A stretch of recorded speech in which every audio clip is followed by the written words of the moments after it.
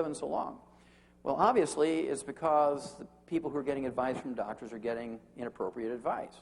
If the advice that doctors were giving was correct, then there should be a lot of people living to be 100 who follow the doctor's advice. So we're going to look at some of that. First thing I wanted to do is get some scientific evidence on what it would take to live to be 100. And I looked for an animal model. Being a veterinarian and a pathologist, I looked for an animal model first. And I ran into, doing some research, I ran into some stuff that was published in the 1860s, 1863. One was written by William Banting on how to cure corpulence. Corpulence is an old-timey word for obesity. And this was back in 1863. He talked about a low-carb diet, kind of like the Atkins diet. Maybe it should be the Banting diet, instead of the Atkins diet. And then in 1935, a guy who'd been doing all his research in the 1920s by the name of Clive McKay came out with his landmark article in 1935. And what he did was essentially take 3 groups of rats. Group number 1, he gave the rat pellet of the day, and these rats lived to be an average of 2 years, which is really super, because prior to this rat pellet coming out with all of the nutritional knowledge of the time, people who are using rats and mice and rabbits for research would give them rolled oats and carrots and cabbage and things like that, and they might live to be 11 months after weaning instead of 2 years. So it was really good to have a laboratory animal and a food that you could give them that routinely allowed them to live to be 2.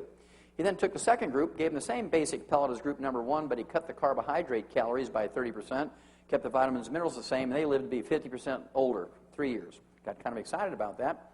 Took group number 3, cut the carbohydrate calories from group number 1 by 60%, kept the vitamins and minerals the same, and they lived twice as long. They lived to be 4 years of age, and they really got excited about cutting this carbohydrate calories thing.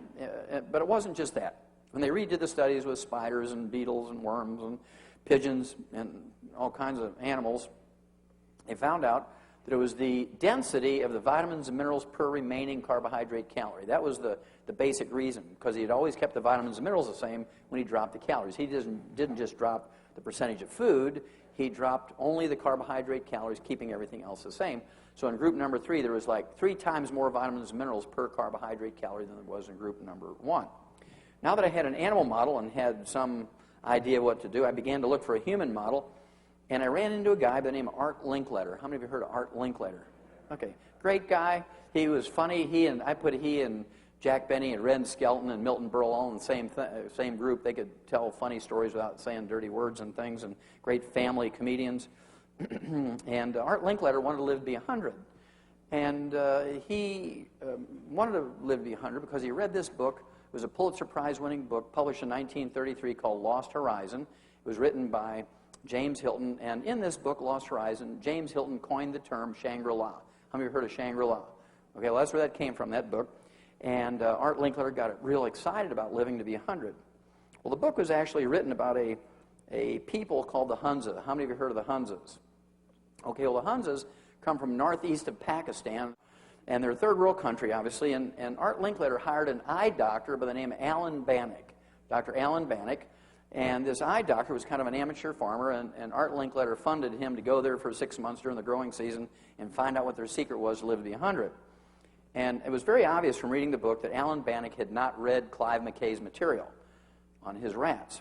And he was just making lots of observations, didn't give his opinion what was important, but he was a very good observer. And one of the things he found out, these people were third world country. They had no electricity, no indoor plumbing, no hospitals, no pharmacies, no clinics, no doctors. They just used home remedies like herbs and massage therapy and that sort of thing. And yet they were the healthiest and longest lived people on earth. They came from a little mountain range, a little known mountain range by the name of the Karakoram Mountains, about 800 miles east of the Himalayas.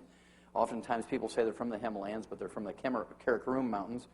And one of the things Dr. Bannock observed was that they would irrigate with water that was kind of gray and opaque. It had lots of silt in it from the glacier grinding up the mountain rocks. And they would irrigate with this glacial water full of this rock silt, this finely ground up rock silt, about the same particle size as talc. And it contained over 60 minerals. And they would irrigate with this. And as the water percolated down into their fields and their gardens, it left a ½ inch to 1 inch of this gray silt on top of the soil. And before it dried, they would run out with their hoes and rakes, and they would hoe and rake the silt down into the soil before it blew away. Now, these people lived at the 19,500-foot level. Now, at 19,500 feet, you can't grow corn and potatoes and rice. Okay? They could grow wheat and rye and barley, but because of the very short growing season, their yields were very, very tiny. Their only carbohydrate they ate during the day, was a little tortilla, one tortilla a day. Little tortilla, little round flat bread. That was it. No other carbohydrate.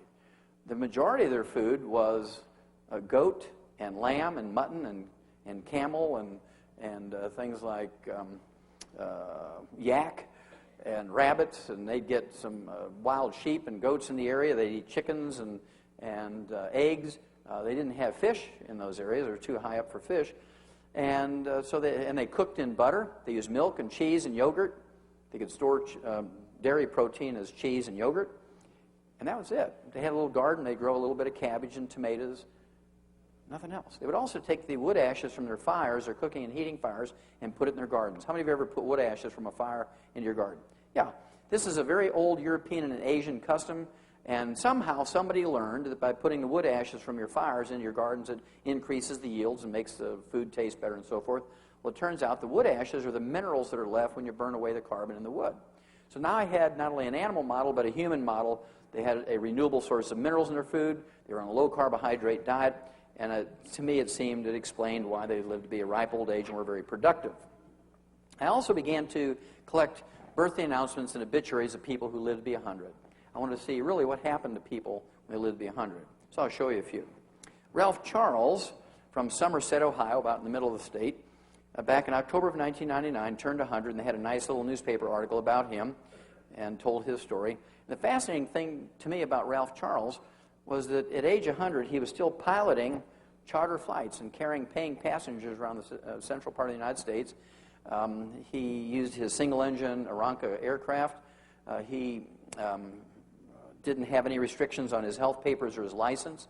Now, to me, he doesn't look like what you would expect a decrepit 100-year-old to look like. To me, he's very vibrant.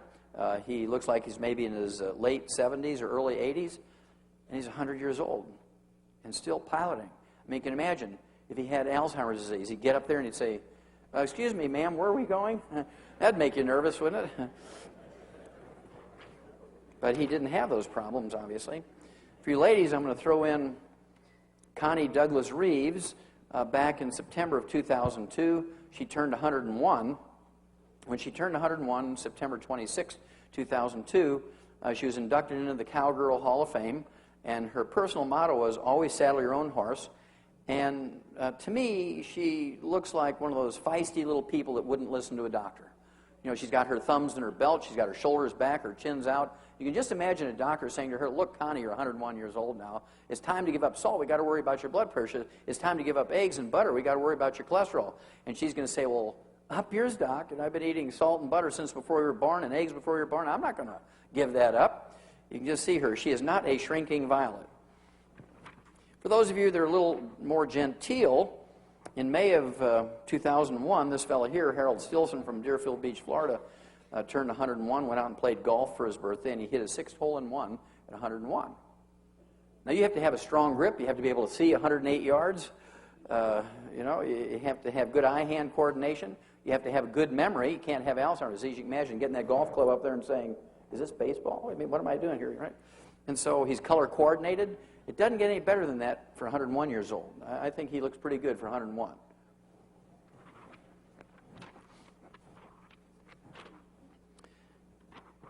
And this fellow, Antonio Todd, from Sardinia, the formerly island nation west of the mainland of Italy, back in January of 2001, turned 112, and he attributed his longevity to drinking 1 glass of red wine a day. There's a certain amount of validity to that because in the red wine there are these antioxidants that we know reduce your risk of heart disease and cancer. But you can get those same antioxidants in fruits and vegetables, so you don't need to drink the wine necessarily. It doesn't seem to matter what you eat as long as you keep the carbohydrates down and the vitamins and minerals up. That seems to be the common thread between all 100-year-olds. I'll show you an example. This gal here, Dora Thebe from South Africa, was born in 1881, and in 1995 she turned 114. And when she was asked, Dora, what do you attribute your health and longevity to? She said, oh, I ate locusts, you know, the grasshoppers. You know about grasshoppers here, right? Pumpkin seeds, tortoise meat, wild herbs, dried fruit, and a cup of coffee. You notice it doesn't say bread. You notice it doesn't say potatoes. It doesn't say rice. It doesn't say corn. The only carbohydrate might be a little bit of that dried fruit. She got her protein from the locusts, from the grasshoppers, and the tortoise meat. She got her essential fatty acids from the pumpkin seeds. And if she ate the herbs grain, she got a little bit of vitamin C and folic acid and beta-carotene. And she lived to be 114. She probably lived longer than that. I didn't keep track of her after that birthday announcement.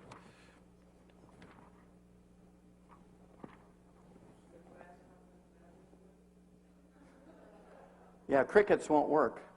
Okay. February 15th, 2003. This gal here, Maddie Owens, 119, died at age 119, and she grew up in South Carolina. And apparently, when she was born in 1883, she was still working in the cotton fields. Owens told her family of her hard work in the cotton fields. I guarantee you that she didn't have vaccinations. I guarantee you that she didn't have antibiotics. I guarantee you she didn't have 3 good square meals a day. But I'll bet you, because I spent a lot of time in Africa, 2 years in Africa, and I know what they did with their wood ashes from their cooking fires. They always put it in their gardens, even in Africa, for their cabbage and their tomatoes and beans and so forth. And so I bet that her parents put the wood ashes from their cooking fires into the gardens. And one of my favorite birthday announcements goes back to 1995. This was a birthday announcement for Jean Calment from France.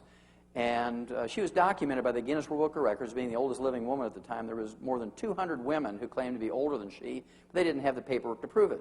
Jean Calment had the paperwork to prove, to the satisfaction of the Guinness World Book of Records, that February 21st, 1995, she was in fact 120. February 21st, 1996, she turned 121. February 21st, 1997, she turned 122. And she died in August of 1997 at age 122 years and 164 days. She died suddenly of a stroke. She was up cooking her eggs and singing Farah Jacques. Farah Jacques, Farah Jacques. Ah! Fell over dead. Didn't have Alzheimer's disease. She was bright and mentally alert until the moment she died. She didn't have cardiovascular disease. She didn't have diabetes. She didn't have cancer. And she did have rheumatoid arthritis in her hands. You can see, but that's pretty good. Lived to be 122 and a half. Die suddenly without being mentally infirm. I mean, that's the way to do it, right? I thought this one was kind of cute. I was in Adelaide, Australia, back in October of 2003 when this came out in an Australian newspaper. World's oldest man dies at 122. A Cambodian tiger hunter by the name of Sek Yi, who is also the martial arts expert, attributed his longevity and that of his wife, I'm assuming a widow now, Long Uk, 108, to smoking and prayer. That's kind of a strange combination. But I'm sure he had got some mineral somewhere.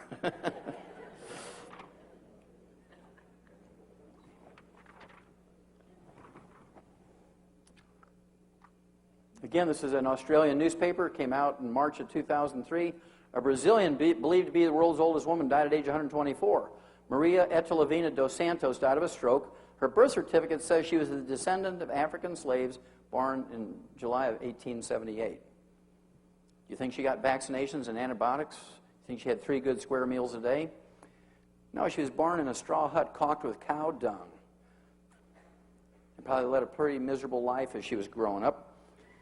But I guarantee you they put their wood ashes from their cooking fires into the gardens. And they didn't have doctors, and they didn't have hospitals and clinics, and they didn't have pharmaceuticals. And yet she lived to be 124. I'll give you 2 more, then I think you'll get the idea, and then we'll move on. But I think these are interesting, and they all tell stories. The other one I want to talk about briefly is a 1997 study by the Health Insurance Association of America found that 75% of insurance fraud is committed by providers, which is their code word for doctors. 75% of health insurance fraud is committed by doctors who apply for payment, which they get, for procedures they didn't even do. They apply for payment for procedures they give you that you didn't need. They're the only profession or trade in America or the world where they don't have to go to a bank when they need extra money. They just send in a couple of claims to the insurance company pays them. They don't even, there's not a single doctor ever goes to jail for that. Insurance companies write that off as the cost of doing business. Now, who pays for that? Each and every one of us, as these premiums go up, as more and more doctors are doing these things. And they look at it as, hey, it's our money, we're going to get it anyway we have to. This came out in September of 1997. It was an article published in the Journal of the American Medical Association. Young doctors lack stethoscope skills, which is, the primary instrument of a doctor. Many new doctors steeped in high-tech medicine can't properly use a stethoscope. What they learned was they could just identify 20%.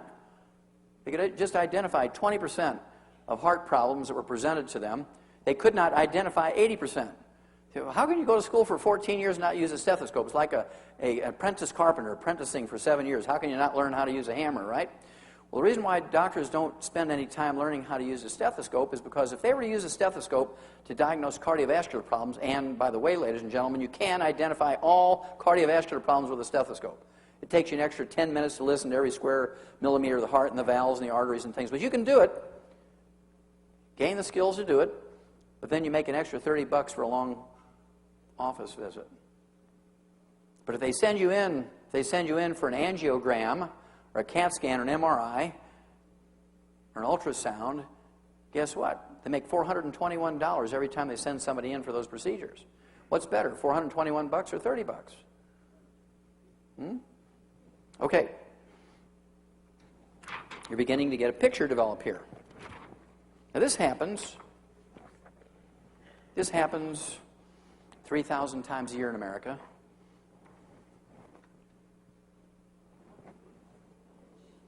Mildred C. Clark, 86 years old, was found cold, stiff, and blue on her apartment floor. And the apartment manager got scared because he thought she was dead, so he called the paramedics, and they examined her. Yeah, she's dead. And so they called the coroner. He came out. Yeah, she's dead. So they put her in a body bag and shipped her to the Albany, New York Medical Center, which was associated with a medical school there in upstate New York. And so they sent an intern down to do the final exam before they wrote a death certificate on her, because you can't do an autopsy on somebody until they've had a death certificate. So he examines her, and he probably just closed his eye. I'd probably never seen a dead body by himself, right? So everybody else says she's dead, so he writes this death certificate. They take her down to the morgue, and they strip her naked, take a pressure hose, blow all her makeup and gunk off her body, put her wet, naked body into the body bag, and they put her in a freezer for 90 minutes until the medical examiner and the pathologist get there to do the autopsy. 90 minutes after being in the freezer, they wheel her out and zip open the body bag, and Mildred C. Clark, 86 years old, sits up. She says, "Thank God you found me. It was cold and dark in there, and I didn't know where I was." I mean, after 14 years of medical school, doctors can't even tell if you're alive or dead. That makes me nervous. And then according to Ralph Nader in January of 1993, big study, according to Ralph Nader, doctors kill each year in America 300,000 patients in hospitals alone each year as a result of medical negligence. 300,000 are killed each year in hospitals alone as a result of medical negligence. Each year in America, 1.3 million Americans are injured in hospitals as a result of medical negligence.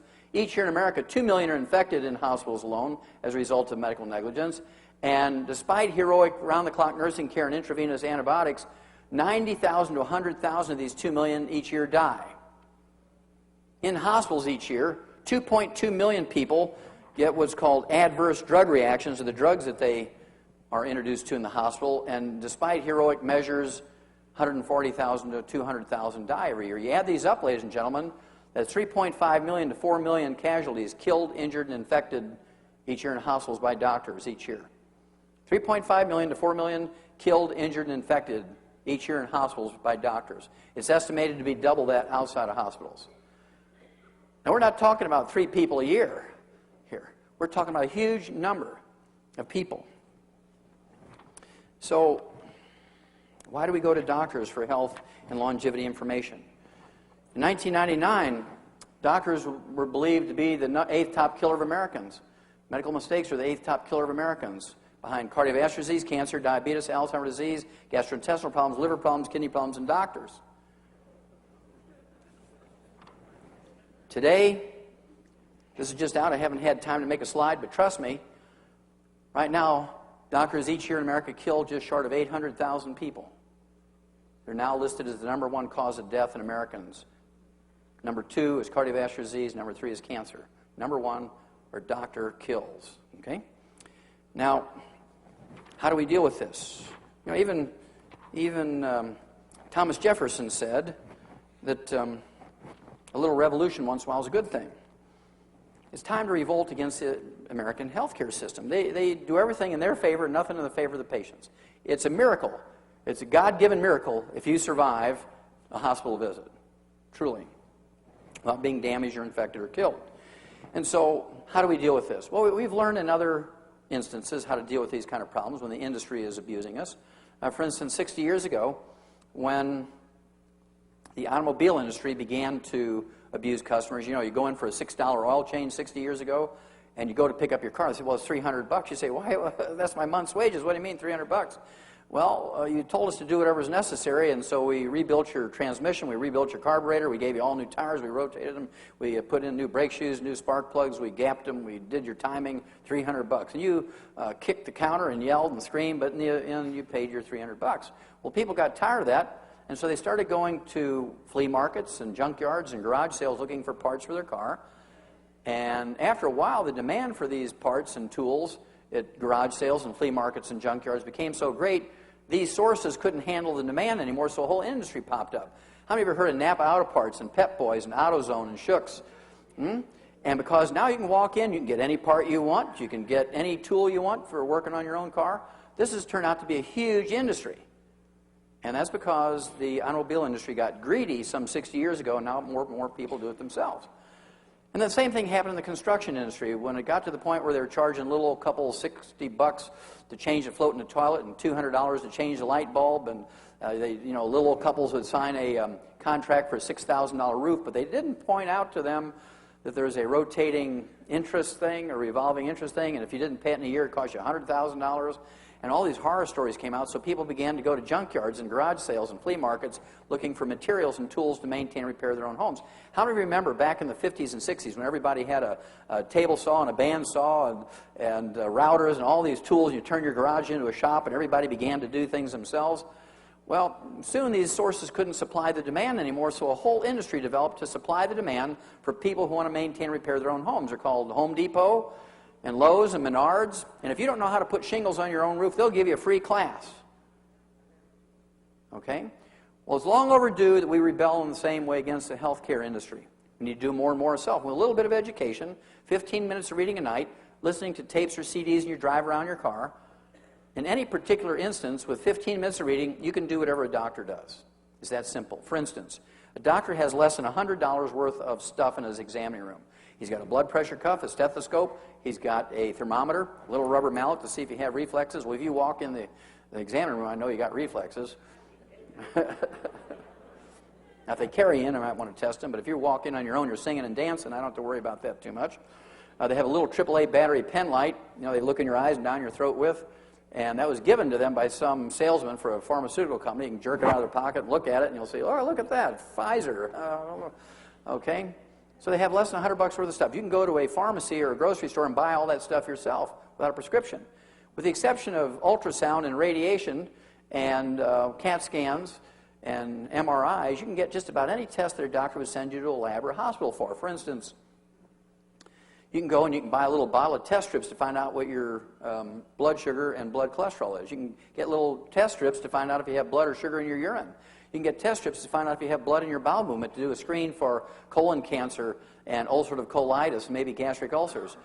You can find out if you're pregnant or not. For $19.95, you can get a little test strip, you pee on it, and you find out if you're pregnant or not. 30 seconds, honey, I'm pregnant, kind of thing, right? 30 seconds, $19.95. You don't have to go get a physical exam, get a blood test, they charge you $150, and then you got to come back in 3 days for another $150 visit, so it winds up being like $500 to find out if you're pregnant or not. You can do it for $19.95. The one that I really find disgusting are the fertility clinics. You have to pay $25,000 up front before they even talk to you, because they might slip and give you a little information. So before the doctor will see you, you got to pay your $25,000, and then they'll start talking to you about what they can do to help you in a situation of infertility. Well, they want you to believe that they are the holders of all knowledge in this. Well, back when I was a kid, my dad only, 60 years ago, my dad only had a 4th grade education, and he knew how to artificially inseminate cattle back then. It's not a new thing. We've been doing it livestock for 75 years. Maybe longer than that in research, but out in the field practicing, any farmer could do AI or artificial insemination themselves.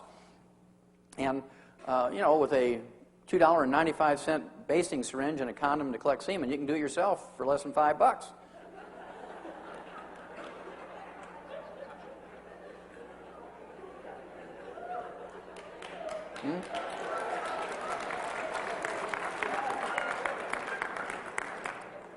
So when a doctor starts telling you how technical this stuff is, you can just sort of smile at him and say, okay, doc, let's move forward here.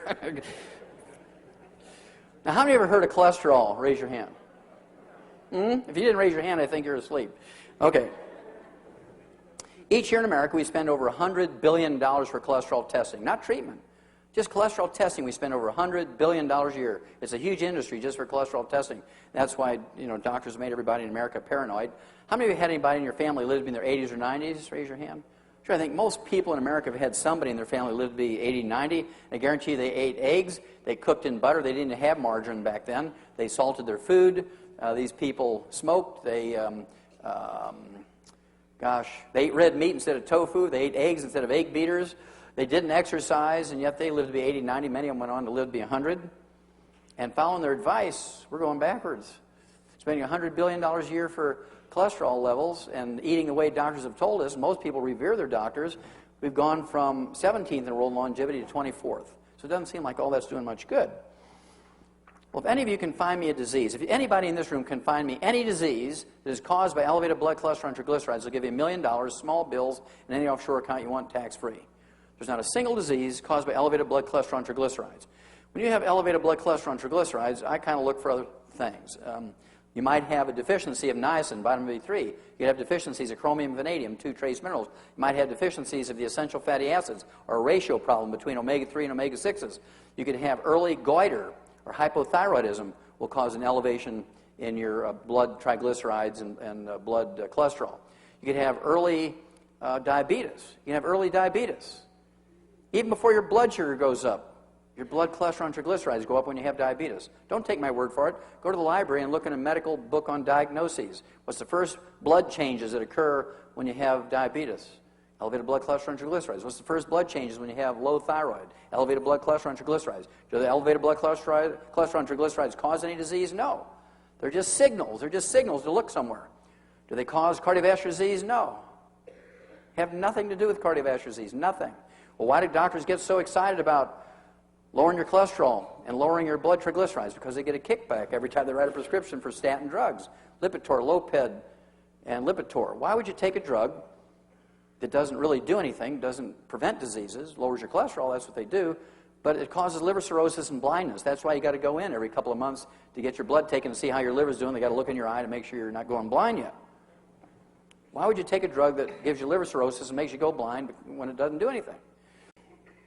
It turns out that HRT, estrogen, and progesterone combinations, Premarin and drugs like this, increase the risk of breast and uterine and ovarian cancer by 78%, increase the risk of dementia and Alzheimer's disease by 200%, increase the risk of cardiovascular disease by 200%. And a new study that just came out a couple of days ago, and again, I don't have a slide for it yet, and I apologize, increases your risk of asthma by 100%, increases your risk of gradual deafness as you get older by 30%. Why would anybody want to take HRT? Well, Dr. Wallch, you got to get rid of the hot flashes some way. I said, well, why would you risk all these terrible things just to get rid of hot flashes and night sweats? See, you're just a man. You have no idea. I mean, women used to beat me up all the time in my practice. I say, well, it's not worth it. And so we went back to the old Lydia Pinkham's formulas. And guess what? Worked like a charm. There's 29 major studies which shows that it gets rid of the hot flashes and night sweats. Then you throw in the liquid calcium, and guess what? 1,200 milligrams per serving.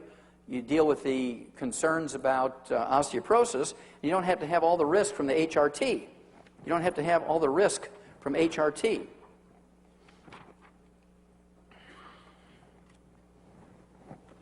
This came out actually in 2000, and they said, and they predicted that the report on carcinogens or cancer-causing chemicals, which was going to come out in January of 2002, is going to list estrogen as a cancer-causing chemical. Well, guess what? That report comes out every year. And guess what's at the top of the list of cancer-causing chemicals? Estrogen. What makes it most dangerous is doctors prescribe it. Doctors prescribe it.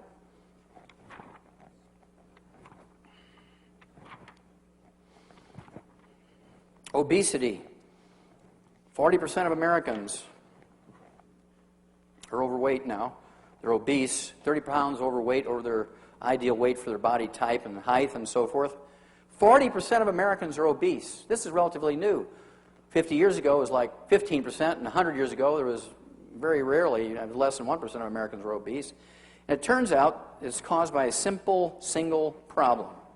I can walk on a horse farm, and I can tell you in 30 seconds if the horses on that farm are getting all the minerals they need.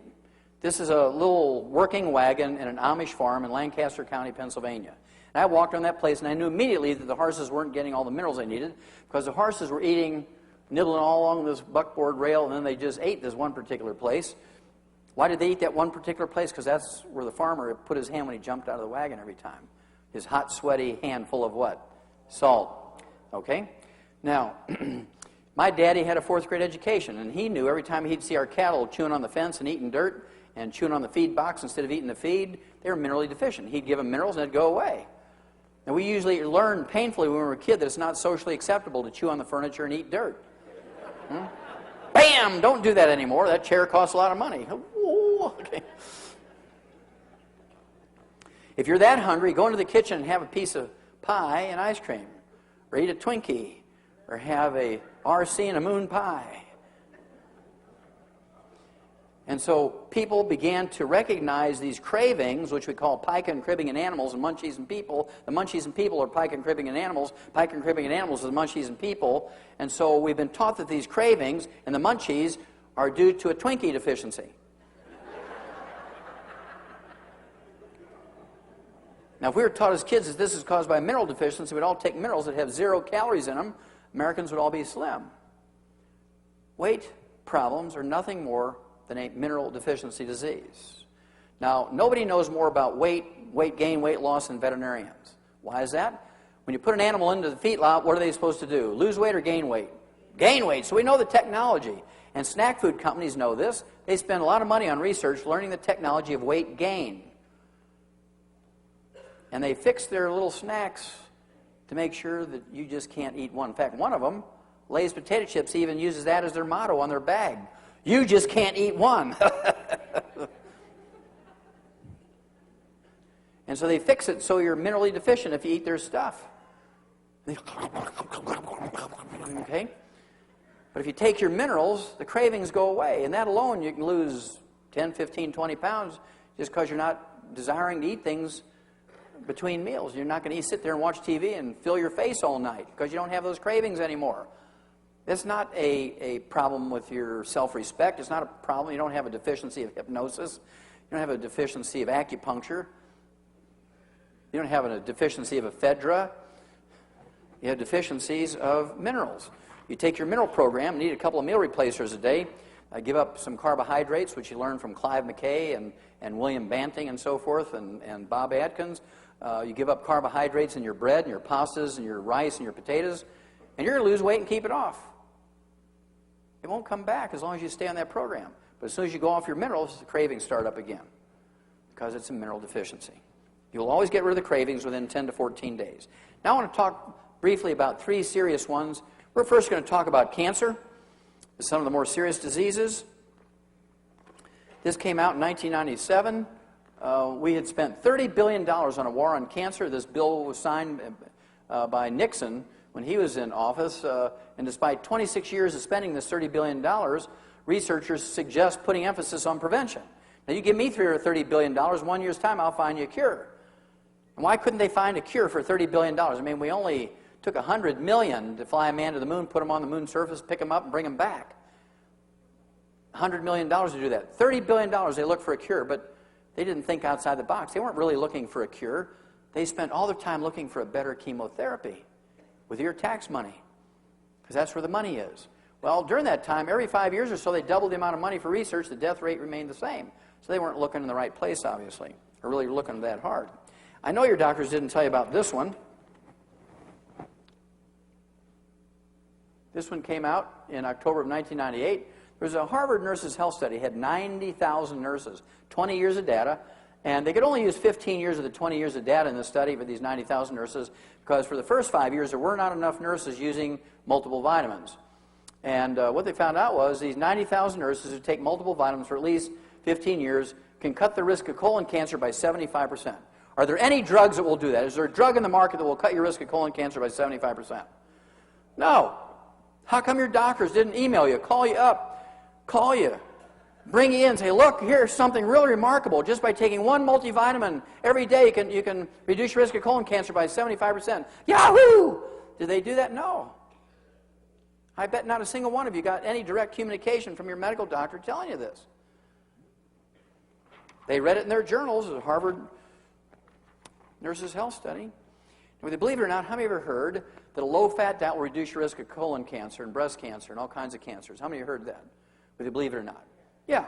This is one of the American Cancer Society, doctors, the American Medical Association. Everybody says low-fat diets will reduce your risk of cancer. High-fat diets increase your risk of cancer. Harvard Nurses Health Study, 90,000 nurses, 20 years of data. They compared the rate of cancer in these 90,000 nurses, comparing those that had more than 50% of their calories as fat, which is a very, very high-fat diet, compared to those that had less than 20% of their calories as fat, which is a very low-fat diet.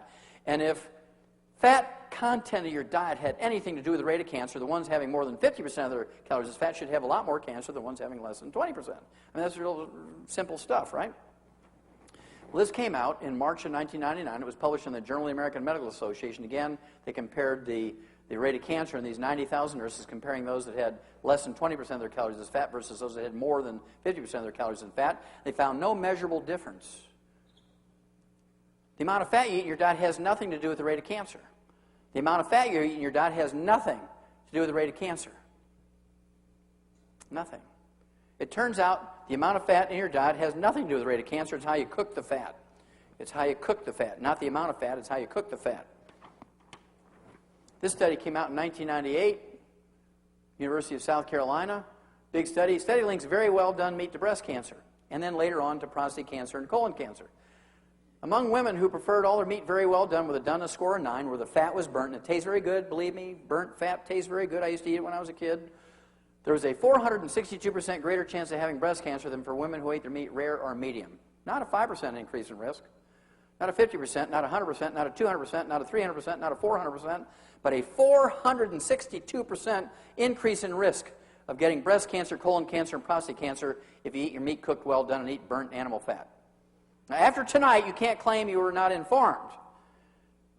If you go home, you continue to eat burnt animal fat, whether it's in hot dog skins over the fire, you know, or you're grilling chicken skin and eating it that way, or you're grilling your hamburgers burnt. You know, I get people, I cringe. People, I want my hamburger burnt. I don't want to see anything pink in there. I want it burnt. I want like charcoal. They're doomed. Even God can't help them. You know, when you're that stupid, God can't help you. And when you're at the bottom end of the gene pool, He's got to let you go.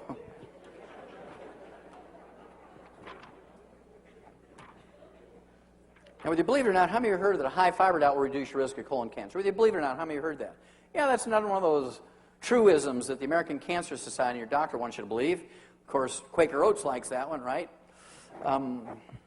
Low-fat diet, high-fiber diet. Harvard Nurses Health Study, 90,000 nurses. They compared the rate of colon cancer, these 90,000 nurses, comparing those that had a high-fiber diet versus those with a low-fiber diet. They didn't like the results, so they threw in 50,000 male doctors. They compared their rate of colon cancer, the ones who had a high-fiber diet versus those with a low-fiber diet. Now they had 140,000 human subjects, and this came out in January of 1999. It was published in the New England Journal of Medicine, very respectable medical journal. 90,000 female nurses, 50,000 male doctors. They said high-fiber diets don't cut colon cancer by any measurable amount. Zero. Nada. Eating a high-fiber diet did not protect you in any way, shape, or form from any cancer. Zero. Why do doctors get so excited about a high-fiber diet? Because it will reduce your cholesterol. That's because it absorbs everything that you eat, including minerals that are required to keep you from getting high blood pressure, osteoporosis, arthritis, cancer. And so people who eat multigrain breads for their toast and English muffins and pancakes and waffles for breakfast, people who eat multigrain pastas, people who eat multigrain breads and whole wheat breads and grind their own wheat and all that sort of stuff for their sandwiches, and people who eat whole wheat and multigrain bread for dinner, They eat whole wheat ice cream. I mean, you can go to extreme, right? They have a 500% increase in risk of all these other degenerative diseases which kill you. So by eating a high-fiber diet, your risk of those other diseases goes up and doesn't affect your risk of cancer at all. The only thing that doctors get excited about, really, about a high-fiber diet is it lowers your cholesterol. And does that do anything for you? No. Doesn't do a thing.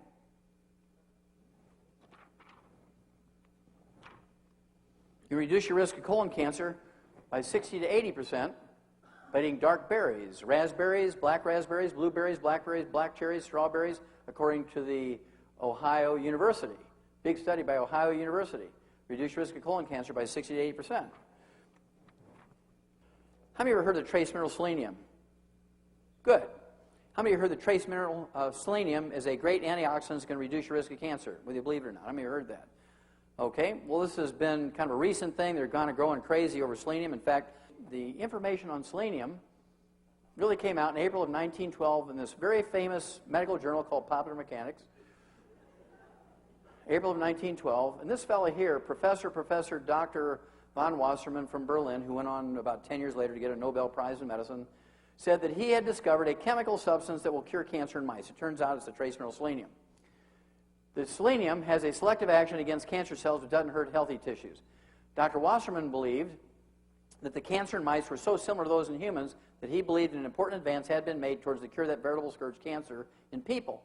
Well, this was April of 1912. We began to put the trace mineral selenium into animal feed pellets back in April of 1912 to keep their rate of cancer down. And this lay dormant for 84 years in human medicine and nutrition until December of 1996.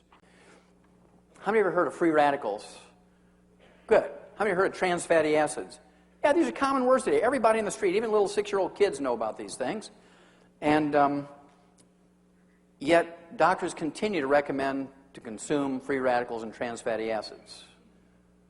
If I were to come out with a product, Dr. Wallach's 100% pure free radicals, the finest trans fatty acids in the world, and I'd label and put them in a health food store, how many people would buy them? 0. Yeah, I wouldn't sell any of them. And yet, everybody listens to the doctors when the doctors say, I want you to use margarine instead of butter. Margarine is nothing more than a big block of trans fatty acids and free radicals. It is pure 100% trans fatty acids and free radicals. They've killed more Americans with margarine in America than all the wars put together in the 200-plus years have been the country, both domestic and foreign. And so if you have any margarine at home tonight, I want you to go home and box it up and ship it UPS to Castro. Put a little note in there that says, my cardiologist says this is good for your heart, and I, in a show of good faith, I'm sending you some margarine. And hopefully he'll be stupid enough to use it. I like to have my patients eat 6 to 10 eggs a day. The more eggs you eat, the lower your cholesterol goes. The more eggs you eat, the lower your cholesterol goes. And I personally eat 6 eggs a day, so I hope you do too. They're great protein. And if you don't fry them, don't cook them in margarine. You want to poach them, soft boil them, hard boil them, soft scramble them in butter at low temperature. This came out in 1995.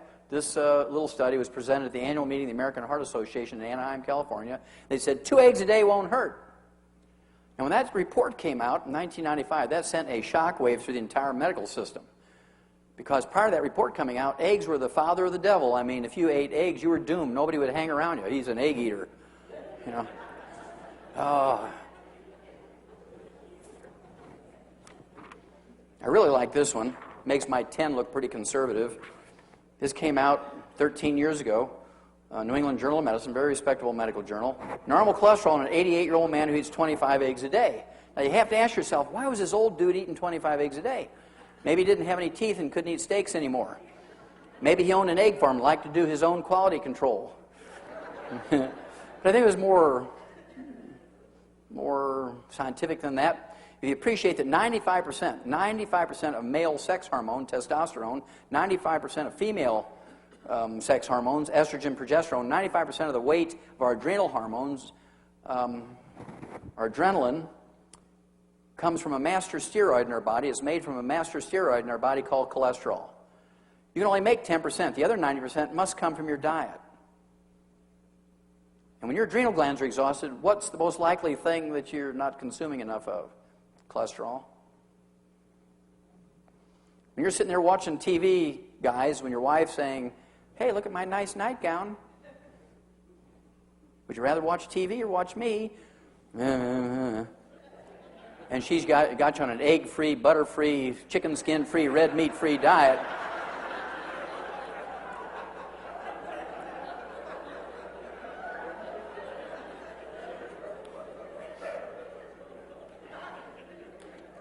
Yeah. Have you ever wondered why there's no flourishing colonies of vegans? All sit around and hum. How many of you heard of Alzheimer's disease? It's a physician-caused disease. Mark my words. Mark my words. In the next 2 years, maybe even next week, it'll pop up in the newspaper. There's more than enough information to prove that it's a physician-caused disease. Alzheimer's disease is a disease that did not occur, even by another name, 40 years ago. It only became recognized as a disease in 1979, 25 years ago. Today, it's the number 4 killer of adults over the age of 65, behind, well, I have to throw in doctors now. Doctors, cardiovascular disease, cancer, diabetes, and Alzheimer's disease. Now, our brains are made up of 75% a fatty insulation material called myelin. How many of you heard of myelin? Good. Well, myelin is this fatty insulation material in the brain. How many of you are eating a brain sandwich, brain and egg sandwich? Oh, you haven't lived until you eat a brain sandwich. It is good. A little bit of onion and mustard. I mean, there's nothing better than a brain sandwich. It's real cheap now because everybody's afraid of, mad cow disease, so I buy more brains and I eat it. But at any rate, this myelin makes up 75% of our brain weight. It's so important to the animal and human brain. Myelin is 75% of our brain weight. And myelin is 100% cholesterol. You can only make 10% of your daily need. The other 90% must come from your food. And if you're very, very good at listening to your doctor's instructions, does that sound familiar? September 2000, Scientific American. If you listen to your doctor and you give up eggs and eat egg beaters, if you give up butter and eat margarine, if you rip the chicken skin off your chicken before you eat it, you eat tofu instead of red meat, the odds are you're going to get what? Alzheimer's disease. This came out 4 years ago, March of 2000. Alzheimer's tidal wave is feared. It's coming. They said within the next 25 years, 14 million Americans are going to die of Alzheimer's disease. Today, 25 years backwards, only 250,000 died of it. And 25 years backwards from that, nobody died from Alzheimer's disease. Now, why would you go from 0 to 250,000 to 14 million? Well, that's because the baby boomers are coming along, and they listened to the doctors. They believed in technology, and they believed in doctors, and they believed if they followed the doctor's advice, they could be healthier and live to be 100. And so now baby boomers are the ones that get a higher rate and higher percentage of Alzheimer's disease than our older relatives who could care less. Okay?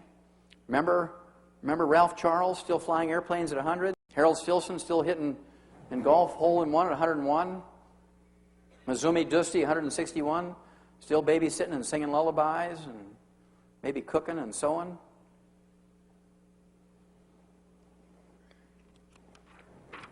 We eliminated Alzheimer's disease in animals 65 years ago.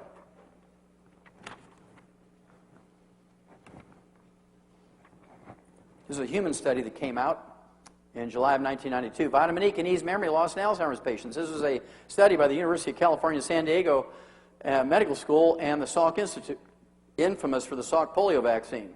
They said that vitamin E could bring back a certain amount of memory and make people functional again. Well, nobody could believe that was true, so they redid the study, and 5 years later they came out with this.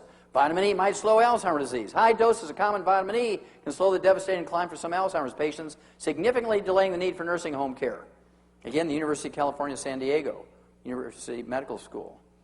Now, if you can delay the need for nursing home care for a spouse or a child or a parent, grandparent, aunt, uncle who has Alzheimer's disease by 5 years, would that be emotionally and financially beneficial to a family? Of course it would. Why don't doctors tell you this? Well, because they own the stock of the nursing home in your town that takes care of Alzheimer's patients. They don't want this to get out.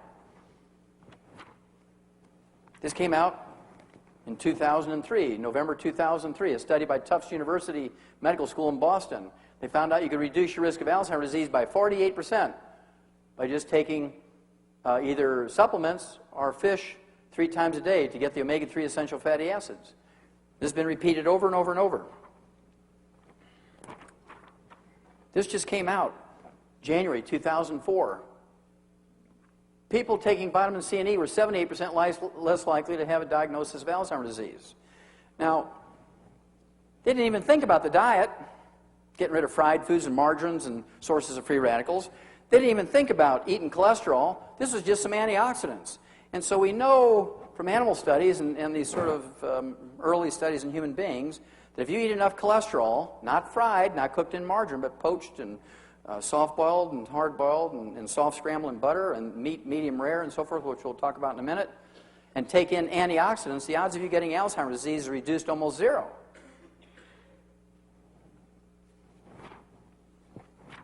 I have to go ask my doctor. Well, he's only lived to be 56. Why would you ask him?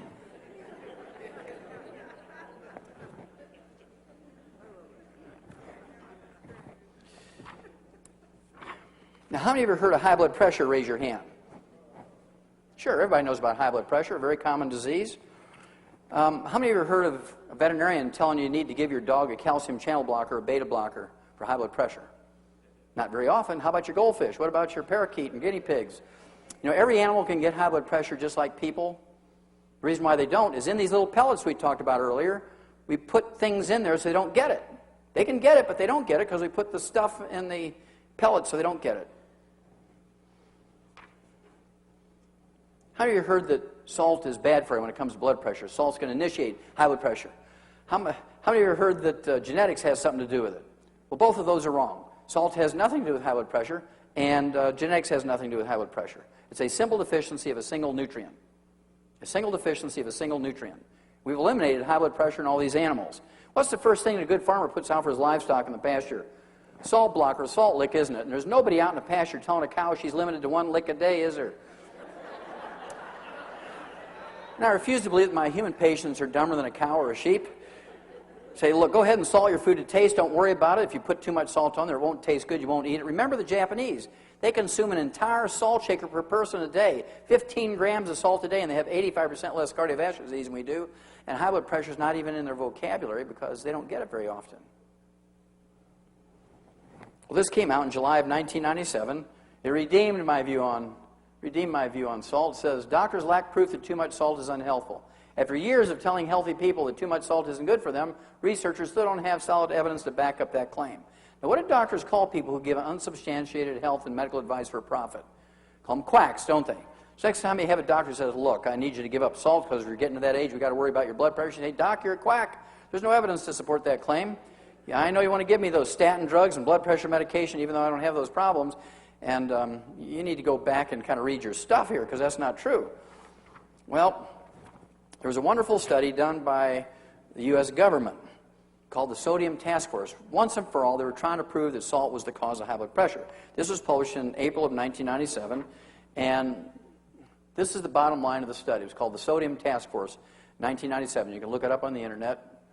The study found that people who limited their salt intake to 1,000 milligrams or 1 gram a day, like doctors want you to do, have 6 times more heart attacks, 600% more heart attacks than those who defied their doctors and ate double that amount. If you listen to your doctor, you had 6 times more heart attacks than the people who defied their doctors and ate double that amount.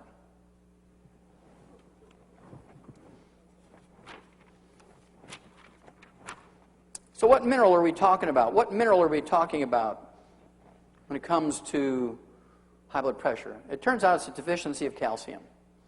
Now, you can drink 50 gallons of milk a day and you can't get enough calcium to get your blood pressure down. You can eat 25 pounds of cheese a day and the only thing that will happen is you'll be so constipated you'll need a jackhammer to have a bowel movement.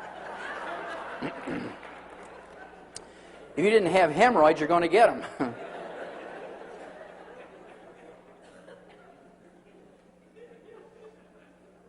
You can take all the Tums you want. You can take all the oyster shell, eggshell, limestone, coral calcium you want.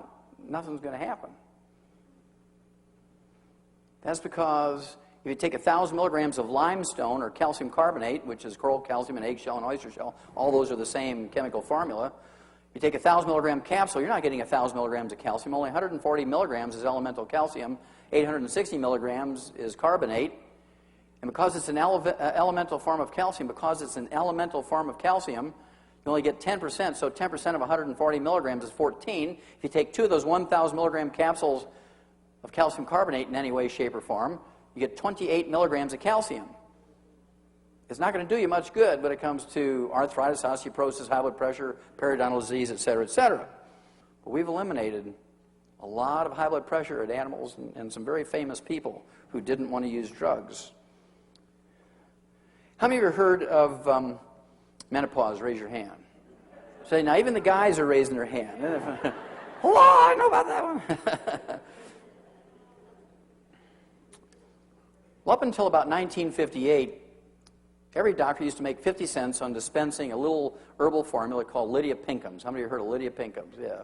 Lydia Pinkham's, very famous herbal formula, and would get rid of the hot flashes, the night sweats.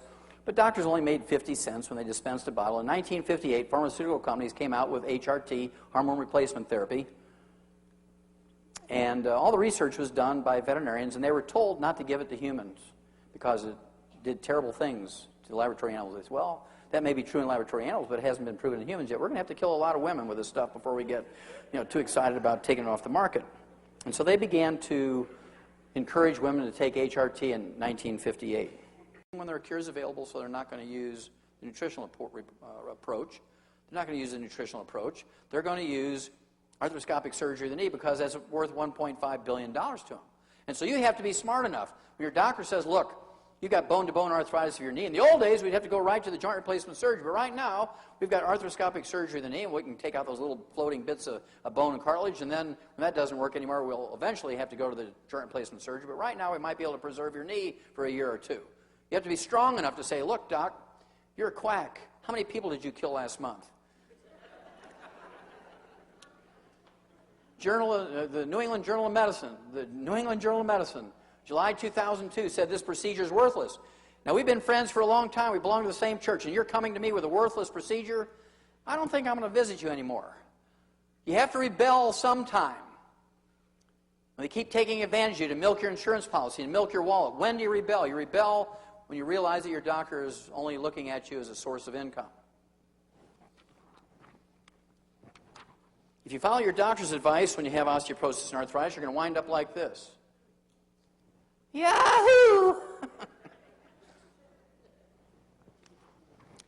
Now, whether you believe it or not, how many of you have ever heard that osteoporosis is primarily a postmenopausal woman's problem? Whether you believe it or not, how many of you have heard that? Sure, everybody knows, Oprah, your doctor, the government, everybody knows that osteoporosis is primarily a postmenopausal woman's problem. Well, we knew 100 years ago that osteoporosis actually occurred equally in both men and women. It only became a postmenopausal woman's problem in 1958 when they came out with HRT. Because can you justify treating osteoporosis and preventing osteoporosis with estrogen if both men and women get it at the same rate? No, you couldn't. Can you imagine a red-blooded American man, a red-blooded Idahoan, going to his doctor and say, okay, doc, I've got that osteoporosis stuff. I want you to shoot me up with that estrogen. I've had estrogen today. They're not going to do it. They're just not going to do it. People tend to be basically smart, right? Well, this came out in November of 2001. Osteoporosis strikes both sexes equally. Men are as likely as women to suffer from osteoporosis. The surprise findings, well, why was this a surprise finding? Well, because all the doctors who did that study only graduated after the 1958 time period, and the truth they were taught was that osteoporosis occurs primarily in postmenopausal women. Results turn the tables on the belief that women are the prime victims of the condition. The findings of the Canadian Multi-Center Osteoporosis Study, a program involving almost 10,000 participants in 9 centers, will almost certainly change the way that medical professionals deal with unexplained bone fractures in men and the way education about the condition is handled. Now, raise your hand, gentlemen, if you have received a direct communication from your medical doctor, either an email, a postcard, a phone call, saying, look, come on in. I've just learned that osteoporosis occurs equally in both men and women. I'm so excited about this because I can help you before something bad happens. Come on in, we'll do a bone density test. How many of you men have gotten that communication from your medical doctors? Look at that. None. As I traveled around the world, 18 countries in the last 3 years, not a single man has raised their hand. Now you say, well, why would that be? Why wouldn't doctors want to tell their men patients? You'd think they'd be excited. If they're altruistic and they're out there to help you, they'd be wanting to give you this information, right? Well, guess what would happen? Every woman would immediately stop using HRT. And they're making so much money from the kickbacks and writing the prescriptions from HRT, they're afraid to rock the boat. They don't want to start anything that's going to rock the boat. So any doctor who today continues to write prescriptions for women for HRT should be put in jail for 25 years of life without possibility of parole. And that would be the kindest of treatments that I would figure for them. Ladies, when your doctor comes to you and says, I want you to take estrogen and for osteoporosis, you can say, Doc, you take it for 25 years. And then, if it works, I'll take it. See what he says. One of the other things you have to do besides taking all the raw materials to rebuild your bone and cartilage and ligaments and tendons and connective tissue is to give up carbonated drinks. Carbonated drinks are the single greatest contributor to osteoporosis and arthritis and fractures of the bone. They interfere with the absorption of nutrients, especially minerals, digesting protein. This actually, the original study was done 10 years before this at the Harvard Nurses Health Study, 90,000 nurses, 20 years of data, and these were all nurses over age 35. They found out that the nurses drinking carbonated drinks, soft drinks, even diet drinks, instead of water during the day, had a 500% increase in risk of osteoporosis and fractures over the water drinking group. So they went and did the study in junior high school girls, 460 junior high school girls in 9th and 10th grade. They found out that the same thing was exactly true for them. Why did they only look at nurses and girls? Because they believed it was primarily a woman's disease. But believe me, it occurs in boys too. So if you have young athletes, whether they're girls or boys, if you have osteoporosis in your family or arthritis, if you have it or don't want to get it, you got to give up carbonated drinks. Doctors should be telling you this every time you walk in the door. You got to give up carbonated drinks. I'll answer questions in just a moment. I just want to remind you that if you don't take care of your own destiny, if you don't take hold of things and take control of your own destiny, life is going to take care of your destiny for you, and usually it's not very nice. And so if you take control and rebel a little bit, be one of those mean, feisty little people that defy their doctor, but you have to do it with education. You just can't do something bad. You have to know what you're doing, educate yourself, and the odds are you're going to save yourselves an enormous amount of unnecessary misery. You're going to save yourselves a gob of money, and you're going to add many, many, many healthful years to your life. It will definitely help you to educate yourself. Education is power. Education with action is superpower. Don't let somebody else, even a doctor, determine your future. You've got to make those determinations yourself. Information and statements regarding dietary supplements discussed have not been evaluated by the Food and Drug Administration and are not intended to diagnose, treat, cure, or prevent any disease.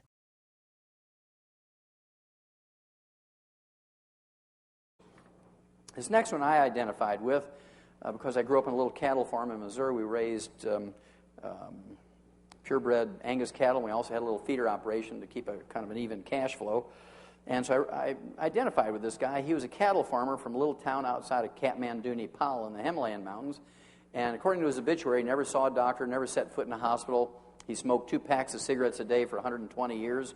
He wasn't a vegetarian, raising cattle. He ate red meat every day. And in April of 1998, he died at age 141. When he was a young man, he led the first land survey team around Kathmandu in 1888. The last one I want to share with you tells a lot of stories. It's one of my favorite obituaries. It's about an Iranian woman by the name of Mazumi Dusti, and this was published in the Rocky Mountain News Wire Service out of Denver, Colorado in January of 1995. It said Mazumi Dusti died at age 161. Now this seems pretty outrageous, but you have to give a lot of credibility to this obituary because she was survived by 6 living children ranging in age from 120 to 128. They hadn't even left home to go to college yet. I thought this was a very profound observation by her oldest son, Gholam. Her oldest son said his mother had never visited a doctor, never taken any prescription medications or over-the-counter medications. She only used herbs during her life. Now, do you think she had access to vaccinations when she was a child? Did any of her kids get vaccinated? No, they were born up in a little rock hut up in the mountains of a village, Kalatin Bala, in Khorasan province in Iran. Okay, and I guarantee you she was functional till very close to her death because they don't have nursing homes, and they're not just going to find some way to give her IVs to keep her alive. They're in that rock hut. And so she had to be still able to snap beans and skin carrots and cook and sing lullabies to great-great-great-great-grandkids. And whatever she did sewed maybe. We all have these genetic capacity to live well beyond 100. Experts in longevity, experts in gerontology and genetics tell us we all, every one of us, each and every one of us in this room has the ability to live well beyond 100. And the only reason why we don't, the shortest way to say it, is because we do too much of the bad stuff and not enough of the good stuff. That's the most succinct way I can say it. We all have the genetic capability to do it. One of the fascinating things to me is that we ask doctors about what to do for health and longevity. Now, if doctors knew what they were talking about, that would make sense. But I'm a scorecard kind of guy, and so I'm looking at doctors and saying, really, do they really know what they're talking about?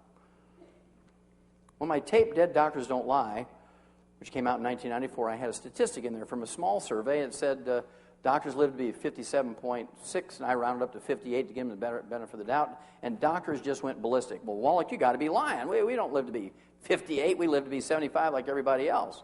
Well, even if they live to be 75 like everybody else, that wouldn't be too good a recommendation, because if they're the holders of all knowledge and health and they follow their own recommendations, they should live to be 85 or 95 or 100 or something. Well, they didn't want to believe me, so they did their own study, and they came out 5 years later in 1999 with the answer to their study, and they found out that doctors in America live to be 56. So I missed it by 2 years. So why do we ask people how to live a long, healthful life who only live to be 56 on the average? That's because they have convinced us that health care is very, not only important, but also very detailed. It's very complicated, and you have to go to school for 14 years to know how to deal with health care. And they've convinced Americans that this is true. I mean, you can't pick up a newspaper or watch TV or listen to the radio without health care and Medicare and Medicaid and all this stuff being on the front, right? Well, let's look at some more scorecards and see if we're getting the bang for our buck. Right now, the entire world each year spends $2.7 trillion for health care, 2.7 trillion with a T. Out of that $2.7 trillion each year that the world spends for health care, the U.S. alone, the U.S. spends $1.6 trillion, more than half. And yet, in April of 1990, we ranked 17th in longevity. There were 16 other countries whose peoples live longer than we did. We didn't even rank in the top 10. You have to ask, well, who is number one? What did they do different from us? Well, the Japanese were number one. They lived to be 79.1, 4.1 years longer than we did. And the interesting thing was, the Japanese are heavy smokers. 68% of the Japanese smoke 3 to 5 packs of cigarettes a day. They are heavy smokers. They are the smokingest nation on earth. And yet they have 85% less cancer and cardiovascular disease than we do. Japanese consume 12 to 15 grams of salt every day, an entire salt shaker per person. We're supposed to consume approximately 1 gram, 1,000 milligrams a day of salt, and yet they have 85% less cardiovascular disease than we do. We dropped 2 atomic bombs on the Japanese to end World War II. They've had more radiation per person than any other culture on Earth. Nobody cleaned it up. They've been wallowing in all the radiation in the soil and water and environment ever since we dropped the bombs on them. Nobody cleaned it up. And they have 85% less cancer than we do. And so I want to know what they know. In all this adversity, they're still living longer than us and are healthier than us. You can say, well, maybe that was a bad study. It should be redone. Well, they did 10 years later, June of 2000. They reran the same study, and the Japanese maintained number one. But they dropped from 79.1 down to 74.5. So this was our chance to catch up and surpass them with all this money we're spending. But instead, we dropped from 17th in longevity all the way down to 24th because we went from 75 to 70. There's now 23 other countries whose peoples live longer than we do. Now, you don't have to be a genius to figure out we're not getting the bang for the buck. You don't have to be a genius to say, well, maybe the medications we're getting aren't doing any good. Maybe the advice we're getting is not the best. No matter what the doctors tell us, we're going the wrong direction, so you can't deny these facts, okay? You can't deny the facts. Well, there's 250,000 drugs, pharmaceuticals in the PDR, the physician's desk reference, that they have access to treat people in America. There's new ones coming out all the time. They're always bragging about how many billions of dollars worth of research they spend every year to find new drugs. And if you take out the 500 antibiotics, it still leaves 249,500 drugs. There's not a single one of those designed to cure anything. There's not a single drug in the PDR, except maybe antibiotics might cure a strep throat. Other than that, there's not a single drug in the PDR that cures anything. They're all designed to milk your insurance policies. They're all designed to milk Medicare and Medicaid. They're all designed to milk your wallet, because there's no laws requiring the pharmaceutical companies to manufacture drugs that cure, even though they could, but because there's no laws requiring them to do it, they don't.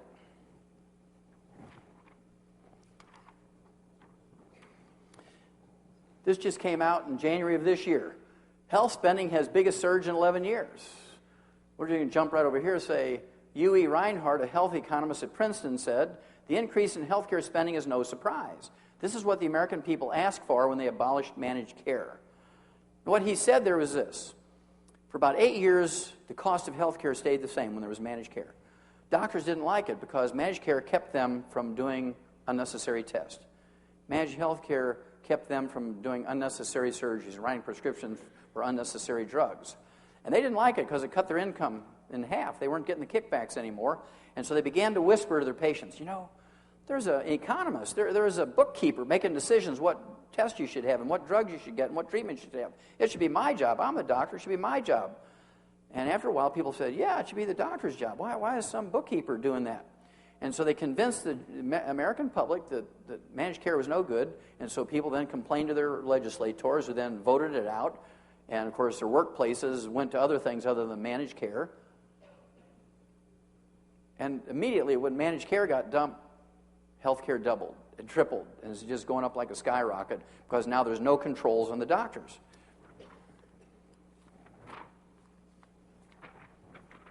Well, how does this affect us?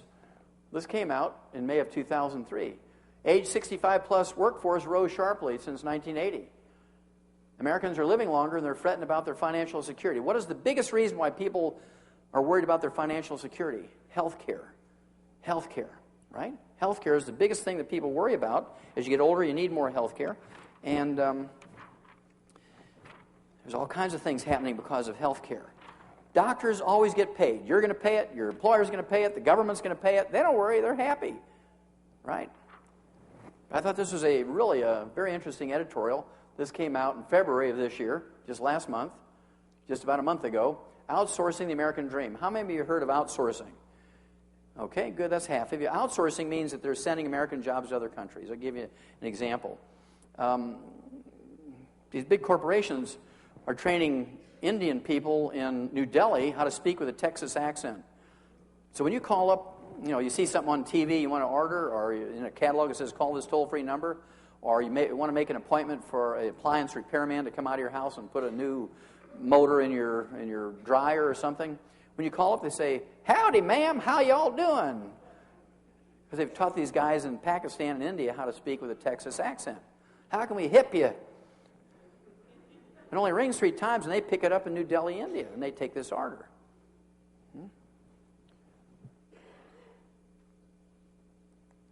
Well, what they said was this.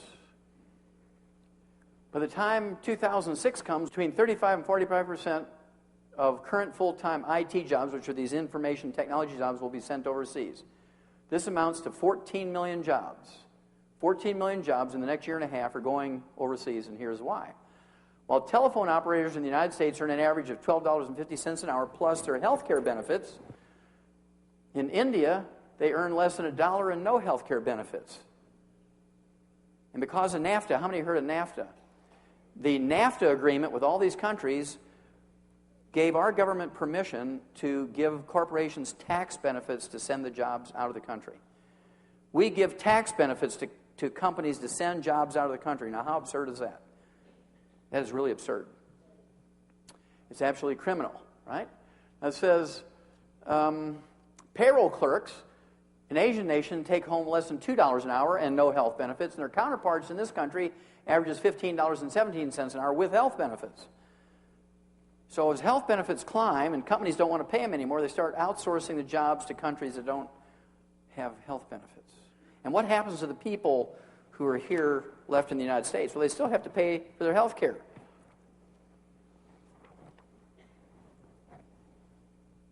This came out in June of 2003. Study finds doctors skip key steps of treatments. Doctors fail to take about half the recommended steps for treating common illnesses, such as high blood pressure and diabetes, suggesting that health care in the United States isn't nearly as good as many people thought. Well, that's not a new belief, right? This came out in October of 1999. Doctors say they'd lie to get insurers to pay. This is a study done in 8 cities, 169 internists, and they presented this to the annual meeting, the American Medical Association conference, annual conference in Los Angeles in October of 1999. And I'm just going to go over 2 of them. This is actually quite a thick report. I'll go over two of them. It said 58% supported lying, so a severely ill 55-year-old could get a coronary bypass, even though her pains were not becoming more frequent as the insurer required during the managed care days. Now, if your pains are not becoming more frequent and the degree of pain remains the same, this is called stable angina. And how many of you heard of nitroglycerin? Yeah, for 30, 50 cents treatment, you can put a nitro tab under your tablet. It may cost you $6 to $10 a month to deal with the pain. And as long as the frequency is the same, the pain level is the same, you can do that forever. And also, how many of you heard of Dean Ornish? Well, Dean Ornish was an MD, PhD from Harvard Medical School. He did a great double-blind study where he took hundreds of people with 85% and 90% blockage of their three main coronary arteries, and he put them on a restricted diet, gave them some supplements, gave them low-impact exercise like yoga and swimming, and in 6 months' time, all their arteries were open 100% without surgery. This was impossible, according to surgeons. The only way to deal with blocked arteries in the heart is to do a bypass, right? There's no way you can do that with diet and exercise and supplements. And so they made him do it again. Another double-blind study worked, results exactly the same. Well, what a doctor should say today when somebody comes to them with angina, stable angina, say, look, let's get on a Dean Ornish program. It's actually going to cut your food bill in half, save a little money here. We're going to get you on a little nutritional program, supplement program, do some yoga. You can do that for free at home. Well, here's a $10 tape. You can learn how to do these yoga exercises. You come back in 6 months, and if you're improved, we'll just keep doing the same thing. If it gets worse, then we'll consider the surgery. But there's no doctors who do that. Doctors kind of lie a little bit, but they want you, well, worse than that, they want God to believe that they're lying on behalf of Mabel or Ruth or Roy. He says, Lord, you know I'm lying, but it's not because of me. I'm lying because the mean old managed care insurance companies won't let Roy have a triple bypass. And Roy needs a triple bypass, so forgive me, Lord, because I have to lie for Roy. Now, why is that doctor lying? Is he lying for Roy's behalf? No, he's lying for his own behalf. He wants the $85,000. Keep that cash flow going. When a study came out, it was a 7-year study done by Dr. Larry Clark, an MD, PhD from the University of Arizona School of Medicine. He took half of a group of 1,300 people, gave them 200 micrograms over 7 years, 200 micrograms of this trace mineral selenium every day for 7 years. And to make a long story short, at the end of the study, his final analysis showed that he slashed the occurrence, not the risk, but the actual occurrence of prostate cancer by 69%. Are there any drugs that will do that? Will doing a prostate exam and taking your PSA, your prostate-specific antigen blood test every year, will that prevent prostate cancer by 69%? No. He reduced the actual occurrence of colorectal cancer by 64%. He reduced it by 75% by taking a multivitamin. He reduced the actual occurrence of lung cancer by 39%, whether you smoke or not. About 90% of lung cancer occurs in people who never smoked. Smoking is not the cause of lung cancer. It's inhaling all the fumes when you fry food is the biggest single cause of lung cancer. All those free radicals coming out of that margarine you're frying with. How could Ruth get lung cancer? She was a good church-going lady, never cussed, never even hung around smokers. How did she get lung cancer? But she was there early, every noon after church, frying food for everybody. Oh, the best part of the story is, 2 months after this result came out, Dr. Larry Clark died of prostate cancer at age 52. Now, why did that happen? Well, because he had set this study up to show that selenium didn't work. He hated selenium. He set the study up to prove that it wouldn't work, and he wouldn't take it. And the sick part about this is, he was a professor of medicine at the medical school at the University of Arizona, so he taught his beliefs, all the medical students there. And when he died of prostate cancer, they all said, oh, what a tragedy, and then went on avoiding selenium. They'll tell their patients not to take selenium.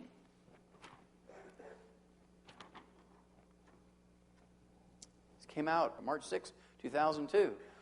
Study says a diet rich in tomatoes can cut the risk of prostate cancer, raw tomatoes, by 24 to 36%. If you eat tomatoes cooked, 1 serving a day of cooked tomato will reduce your risk of prostate cancer by 52 to 60%.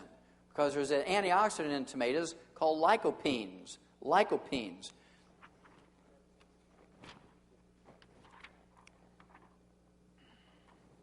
I love this when it came out in September of 1998. Call green tea the cure-all of cure-alls. Why is that important?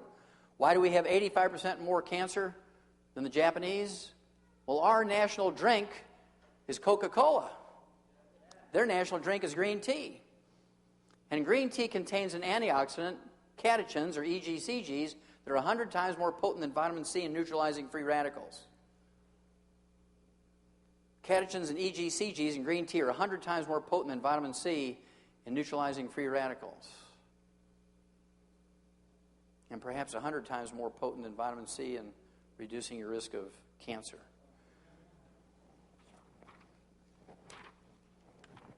Diabetes.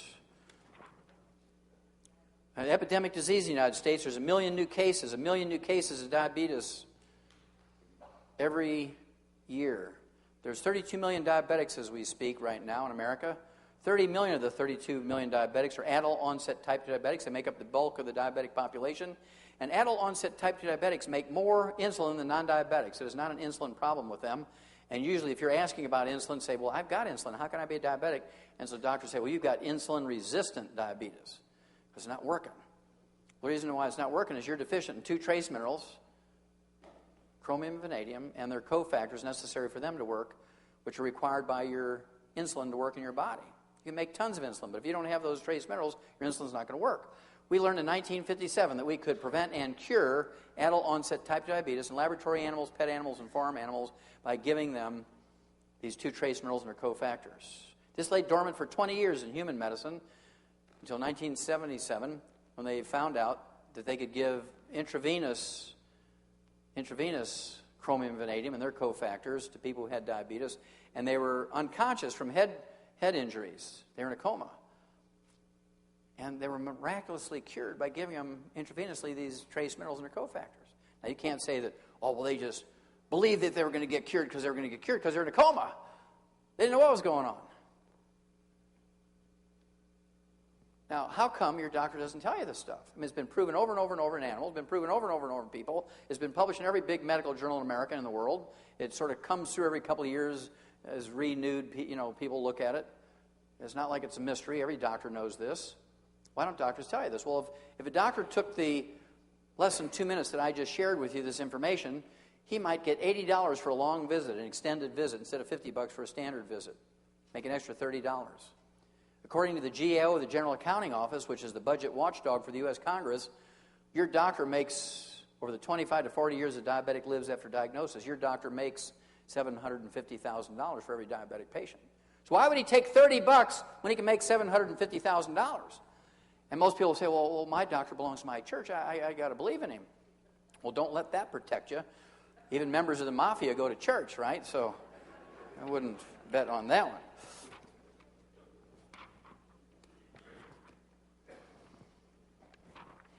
According to the U.S. Department of Agriculture, 100 years ago, Americans were eating a half a pound of sugar per person per year.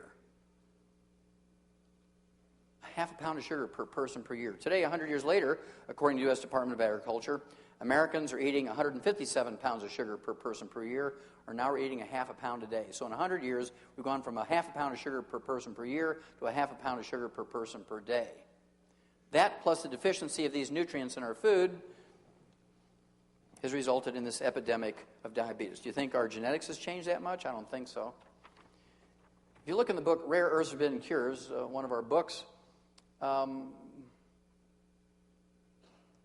guy who's doing all this study on these 2 trace minerals back in the 1950s, actually, Dr. Walter Mertz, went back into the 1940s and began to look at chromium levels in American blood, and he found out there was a big range in 1948, micrograms per liter of parts per billion, 28 to 1,000. In 1971, it dropped to 13. In 72, it dropped to 10. In 73, our chromium levels in our blood dropped to 4.7 to 5.1. In 74, it dropped to 0.73 to 1.6. In 78, it dropped to 0.16. Is it going up or down? It's dropping like a rock. Well, in 1980, it went up 3 times over 1978 values to 0.43. Why did that happen? Remember 1977? They were publishing all these papers on how chromium and vanadium was good for you. And so everybody was taking chromium and vanadium. They were running to health food stores and taking it. And so everybody's blood levels of chromium and vanadium went up. But because they couldn't cure diabetes with chromium and vanadium without all those other cofactors, in 1985 it went back down to 0.13 because people got frustrated because it wouldn't work if you just use those 2 trace minerals without the other cofactors. So between not having enough of these nutrients, the chromium and vanadium and their cofactors in our food anymore, and eating all this sugar, more sugar, less chromium and vanadium, we have an epidemic We have an epidemic of adult-onset type 2 diabetes.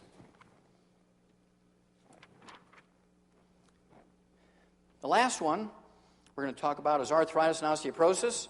Arthritis and osteoporosis. According to the Center for Disease Control, 85% of all Americans over the age of 50 already have arthritis and osteoporosis of one type or another, or to one degree or another. There's not a single medical treatment designed to prevent or fix it. Aspirin, Celebrex, Vioxx, Tylenol, ibuprofen, Advil, Aleve, methotrexate, gold shots, prednisone, cortisone. None of those prevent or cure osteoporosis and arthritis. They all have terrible side effects, many of which are life-threatening. And what makes this really, really, really bad, ladies and gentlemen, we learned how to prevent and cure osteoporosis and arthritis in animals over 300 years ago. Now, we didn't know all the biochemical reasons why these approaches worked, but we knew in the last 75 years the biochemical reasons why these little nutritional formulas worked. But we knew how to prevent and cure osteoporosis and arthritis in animals for over 300 years, in some societies, 1,000 years. And your doctor is still trying to just give you painkillers and doing surgery.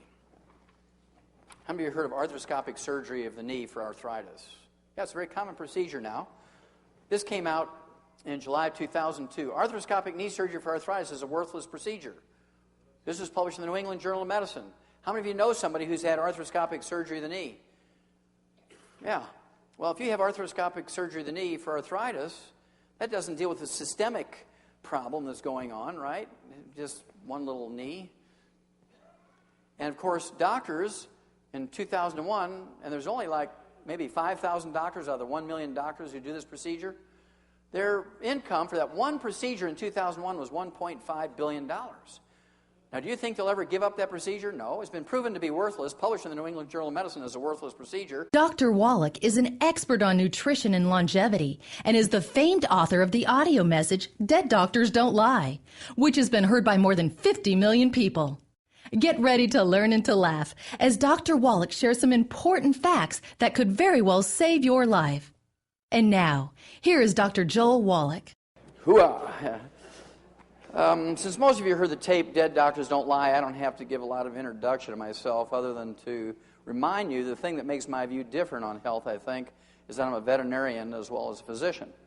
And in veterinary medicine, we don't have health insurance for animals like we do people. And if we were to use a human healthcare type of system for animals or livestock, it'd be sticker shock for you. Your hamburger would cost you $275 a pound. A boneless, skinless chicken breast would be $450 a pound. A dozen eggs would be $50 just to pay for the health care. So we learned a long time ago in the animal industry that we could keep the price of animal products such as meat and dairy and poultry and eggs down to where the average American could afford to eat them every day simply by eliminating health care cost. We do this in animals with simple little nutritional formulas, and that's why we have mouse pellets and rat pellets and hamster pellets and gerbil pellets and guinea pig pellets and rabbit pellets. We have canned and dried dog and cat food. We have pig pellets and sheep pellets and horse pellets and calf pellets and dairy pellets and ferret pellets and duck pellets and turkey pellets and trout pellets and catfish pellets and monkey pellets and pigeon pellets. I mean, every kind of animal you can think of that's been domesticated or used as a pet or a laboratory animal, we have pellets for. And the reason why we put animal feeds or animal rations into a pelletized form is so that every mouthful is perfect. Even the stupidest animal in the group gets a perfect diet. They can't sort through and just eat only the sunflower seeds or the raisins. Every mouthful is perfect. And we do that to standardize production. And it's been a real blessing for the agricultural industry. We were so successful that over the last 75 years, we were able to eliminate 900 different diseases. We've doubled and tripled lifespans of animals with these simple little nutritional formulas. And as a veterinarian, it always was kind of interesting to me that we didn't use that same technology for people. We only spent $100 billion figuring all this out for animals over a 75-year period, which is nothing, as you will see tonight, compared to what we spend for human health on a yearly basis. So it was a pittance to eliminate 900 different diseases in animals. Well, one of the things, before I became a physician, I was involved with a big research project with Marlin Perkins from the old Mutual of Omaha Wild Kingdom show. How many remember Marlin Perkins? Great gentleman. And I was really, really honored that he would think of me as a wildlife pathologist. I was in Africa actually doing conservation work, and he sent me a telegram, invited me back to the States in the mid-'60s because he had gotten a $7.5 million grant from the National Institutes of Health. And this was to study pollution in the environment and the world ecology. And my job on the project was to do autopsies of animals that died of natural causes in the big zoos around the United States because big zoos tended to be associated with big cities. And if there was any pollution problems going on in the cities, there was bound to be an animal in the zoo population that would be sensitive to the pollution. And we could use that animal much like the old coal miners used to use canaries. You know, they'd take the canary down to the mine, and if a little gas or methane would leak into the mine, the canaries were much more sensitive than the men, and they would drop off the perch and die long before the men were in danger of blowing up or suffocating. So that was the purpose of the study. Well, to make a long story short, over some years, I had done 17,500 autopsies on over 454 species of animals and 3,000 human beings for comparison. And what I learned, ladies and gentlemen, was that every animal and every human being that dies of natural causes dies of a nutritional deficiency disease. I'm going to repeat that because that's a very profound observation. Every animal and every human being that dies of natural causes dies of a nutritional deficiency disease. And of course, that was poo-pooed by many medical experts back then, because how could anybody die of a nutritional disease in America, right? There's no evidence to support the claim that we can prevent and cure diseases with vitamins and minerals. Raise your hand if you ever heard some version of that. No evidence to support the claim you can prevent and cure diseases with vitamins and minerals. Doctors say that, experts say that, professors say it, bureaucrats say that, everybody says that. Well, how many of you have ever heard of scurvy? Raise your hand. Sure, you know you can prevent and cure scurvy with vitamin C? How many of you have heard of rickets? Raise your hand. You know you can prevent and cure rickets with vitamin D? How many of you have heard of goiter? Raise your hand. You know you can prevent and cure goiter with iodine and copper and selenium? How many of you have heard of anemia? Raise your hand. Golly gee, you know you can prevent and cure anemia with iron and copper and folic acid and vitamin B12? And what about things like beriberi with congestive heart failure? You know you can prevent and cure that with thiamine or vitamin B1? And what about pellagra with all the emotional stuff and schizophrenia and diarrhea and all the skin diseases that go along with pellagra? You can prevent and cure that with vitamin B3 or niacin. And all the essential nutrients are called essential nutrients because if you don't have enough, you get diseases. If you get the disease, you take the nutrient, it goes away. So any doctor, any expert, any bureaucrat, any professor, anybody who says there's no evidence to support the claim you can prevent and cure diseases with vitamins and minerals is a fool. And you don't want to have a fool for a doctor. That's the last person you want to have as a fool as a doctor, right? Well, I was really pleased to see this come out in October of 2002. This was a World Health Organization study. They said that the study finds life expectancy closely mirrors dietary factors. They went on to say nearly one-third of early death and disability stems from nutritional or dietary causes, including too little food in the poorest countries, the wrong kind of food in the richest countries. And then this was perhaps the most profound observation they made. Inadequate intake of 3 key micronutrients, zinc, iron, and vitamin A, is responsible for an unexpectedly high burden of disease. Now, there's 90 essential nutrients. They didn't even look at the other 87. Okay? And so finally, 40 years later, they came to the same conclusion. So I feel pretty good about that. Well, as I said, there's all these essential nutrients. There's 2 reasons why they're called essential nutrients. Number 1, our bodies cannot manufacture them. We must consume them every day, either as food or as supplements. Number 2, if you're missing them, you get some horrible collection of diseases, many of which are life-threatening. That's why they're called essential nutrients. The ones I like to talk about are mineral deficiencies because they make up 2/3 of the essential nutrients. 2/3 of the essential nutrients are minerals, and our foods cannot manufacture them. Our food plants cannot manufacture minerals.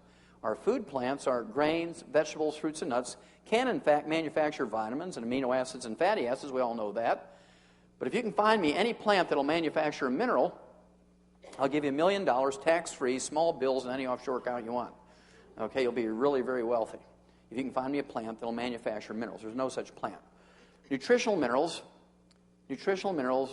do not occur. They do not occur in a uniform blanket around the crust of the earth. Nutritional minerals occur in veins like chocolate and chocolate ripple ice cream.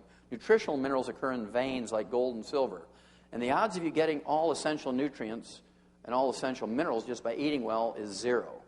In the same field, for instance, on one farm, in the same field, row number 1 might have 3 essential minerals, row number 5 might have 0, row number 10 might have 8, row number 15 might have 20, row number 20 might have 0, row number 25 may have 0, row number 30 might have 16.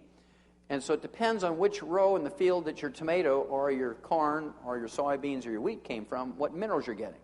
To be happy, plants only need 9 minerals. We need 60. And so if the plant's very happy and you look at it, man, this is a really good-looking carrot. You know it has 9 minerals, But what about the other 51? And it doesn't make sense to throw your life away, or at least part of your longevity or your health, on what may or may not be in the food, because you can't tell by looking at the carrot. As long as it's getting its 9 minerals, it's happy. Okay? Then you start seeing things like this. This is actually from 1995. Healthy crops depend on healthy soil. Well, everybody knows that, need 9 minerals. But the new report says that nearly 40% of the world's land used for agriculture is seriously degraded, which means it doesn't have these nutrients in it anymore.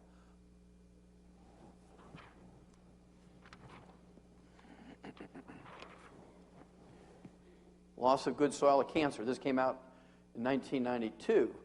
They said that African soils over the last 100 years in 1992 had been depleted in its fertility by 74%, Asia by 73%, Australia by 55%, Europe 72%, the United States, North America 85%, and South America by 76%. I thought this was kind of interesting. This came out in January of 2000, and this was a little report, and I never have taken the time to get the original because this is self-explanatory. Some blame the environment. USDA says better test a factor. Well, I think it's more serious than that.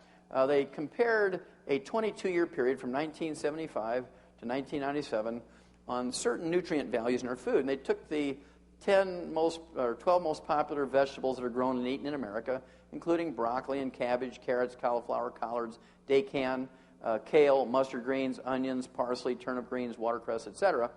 They found out that there was a 53% drop in the calcium values. They found out there was a 38% drop in vitamin A, 48% drop in riboflavin B2, 35% less thiamine or B1, and a 29% less niacin or vitamin B3. And again, the reason is, if you're not putting the essential minerals in the soil that the plant needs, slowly, their ability to manufacture vitamins begins to drop. We know that today there's only about 8% protein in our wheat. 1900, there was 23% protein in our wheat. Okay? This is not a mystery that you can prevent and cure diseases with vitamins and minerals. This came out in 1992. Cover article, Time magazine, The Real Power of Vitamins. New research shows they may help fight cancer, heart disease, and the ravages of aging. Now, it was very obvious after writing some 75 scientific articles on these diseases that were caused by deficiencies of vitamins and minerals and trace minerals and amino acids and fatty acids in animals and people. 75 scientific articles were published in medical journals and veterinary journals, pathology journals. Wrote chapters for 8 multi-author textbooks on the subject. Wrote a big textbook of my own, big 1,000-page textbook, trying to educate medical students. Was not very successful at that, and it was very obvious nothing was going to happen. So I went back to school and became a physician. In 1978, began to use these veterinary nutritional formulas in my human patients. And one of the things I wanted to do special for my patients was to get them to live to be an average of 100 instead of 75. So I began to collect information on what it takes to live to be 100 instead of 75. And it was very interesting. A certain percentage of my patients back then, in 1978, would say things like, I don't think I want to live to be 100. I said, well, why wouldn't you want to live to be 100? Well, I don't want to wind up in a nursing home and be abused. And I thought that was kind of reasonable concern. So I began to collect information on 100-year-olds that would satisfy me that I was doing the right thing to help my patients live to be 100. And this is a sort of evidence you can find. This happens to be from September 2000.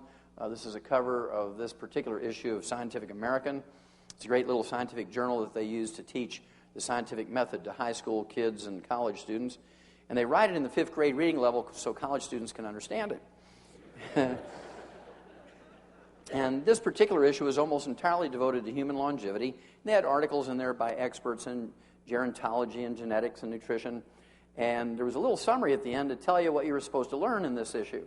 And they were editorially scratching their head trying to figure out what was going on because they were trying to find out what it was it would take people to live to be 100. And they compared the people who didn't listen to their doctors with the people who did listen to their doctors. They found out that the ones who did not listen to their doctors live longer than the ones who listened to the doctors. Huh? And something we've known for a long time, right? So scientifically, they observed that, and they found out that the people who live longer salted their food, ate eggs every day, cooked and ate with butter, didn't use margarine. Many of them smoked. Many of them ate white lining behind the barn and were drunk all the time. The only exercise they did when they came home after work was to fall asleep on the floor. They didn't come home, take a shower, and go to the fitness center. And as I said, they ate eggs instead of egg beaters. They used butter instead of margarine. They ate their chicken skin. And they were just flabbergasted. They couldn't figure out why these people doing all the wrong things were living so long.